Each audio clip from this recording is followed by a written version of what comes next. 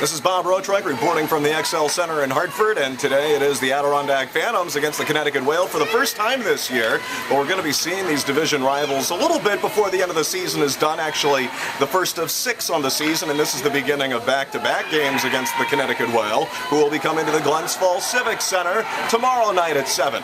Connecticut, they're trying to get their game rolling. They're in last place in the Northeast Division right now. Their record at 13-17-2. Head coach Ken Jernander has been mixing things up with the guys. You know, they have Chad Kolarek, who came back this year and has 12 goals and 26 points, leads the Whale in goals, and the University of Michigan product, who had missed last year with a knee injury, hasn't been enough for them so far. Chris Newberry, 10 goals and 27 points. Chris Kreider is a guy to watch out for. Played on that World Juniors Championship USA team in 2010. He came out of Boston College, and then he made an immediate impact with the New York Rangers. Joined the team in the playoffs, scored 5 goals in the playoffs. That's the most goals for any NHLer before playing in his first regular season game.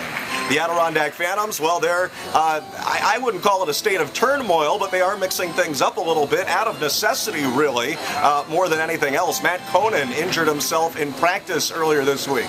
Garrett Rowe, who was injured on a hit last Friday against Providence, he is still out. Eric Gustafson, he's trying to come back, but it's not happening for him yet. He is still out. So the player moves being made because the Phantoms have been running out of bodies. Marcel Nobles, a 20-year-old from Germany, called up from the Trenton Titans of the ECHL, a 4th-round pick of the Flyers in 2011. He's been lighting it up big time for the Trenton Titans, especially in December. He scored a hat-trick on December 1st. He had 5 goals in 6 games over a stretch there, so the big left winger makes his AHL debut tonight. Shane Harper was sent down to Trenton, which I think surprises a lot of fans. I know it kind of surprised me, but this is a guy that was not getting a lot of minutes. He'd been a healthy scratch sometimes. He needs to play, and he just hasn't been. And Terry Murray wants Shane Harper to be a top 2-line guy, and he doesn't have room for that for Harper right now in Adirondack, so it's going to happen in Trenton, where Harper can play those 20 or 25 minutes a game.